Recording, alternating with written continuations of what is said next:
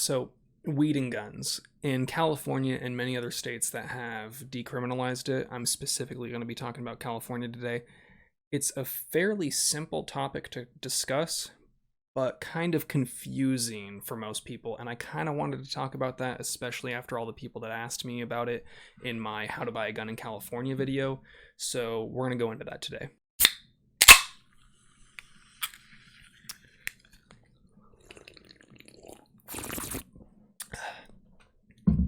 Now, just to be certain, I'm not giving legal advice because technically right now there are no laws.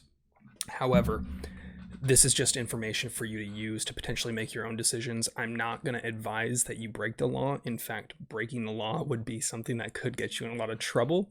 So I'm going to go ahead and say right off the rip, don't break the law.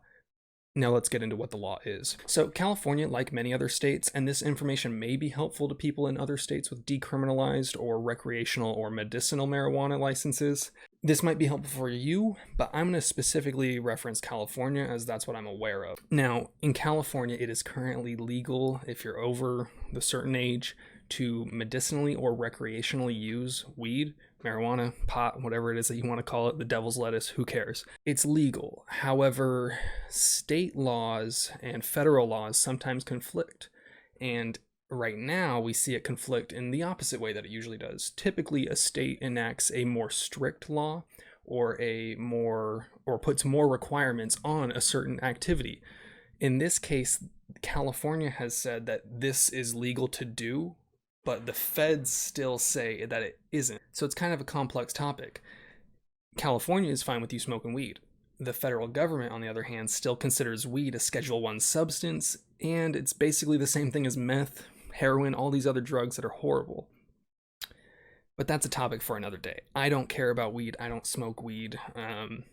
But it's something that I think is a big issue. The war on drugs is a pretty big issue, but besides the point.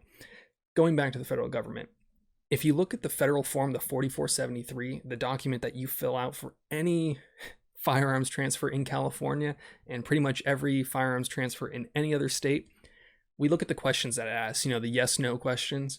Now, question 11E, this is the one that concerns you. I'm going to read it out fully and then talk about it. Are you an unlawful user of or addicted to marijuana or any depressant, stimulant, narcotic drug, or any other controlled substance? That first thing is a question. You have to answer yes or no. Below it in bold, it specifically says, warning, the use or possession of marijuana remains unlawful under federal law, regardless of whether it has been legalized or decriminalized for medicinal or recreational purposes in the state where you reside. That's being as blunt as it can be.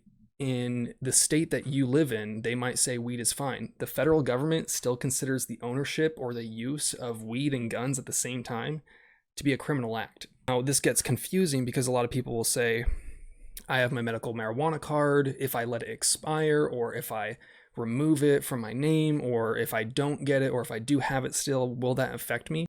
The thing about that is, if you have your card or are currently smoking weed and you answer no on this question, you're technically committing a felony by falsifying a federal document. But the thing is, I've known people that smoke weed and that have a medical marijuana card and smoke recreational marijuana, and that's legal as far as California goes. And I know that they also have been able to pass background checks on guns in California. This is interesting because the feds say you can't do this, but the state doesn't tell them, hey, these people are unlawful, because the state doesn't care about weed. So what I'm trying to say is that many people are able to pass background checks, but if you are lying on this form and still have a medical marijuana card, you're putting yourself at a potential risk of getting caught falsifying a federal document, which isn't a good thing. Now, that being said, I've known a lot of people that have medical marijuana cards or had them previously and were able to successfully purchase a firearm in California through a licensed vendor. They answered no, and that seemed to be fine. It seemed to let them get away with it. So what I'm really trying to say here is that you might be able to pass the background check, but you have to understand the risk that you're taking. I'll feel free to let people elaborate in the comments as far as how their experiences have gone, or experiences of people that they know, because I don't recommend that you self-incriminate.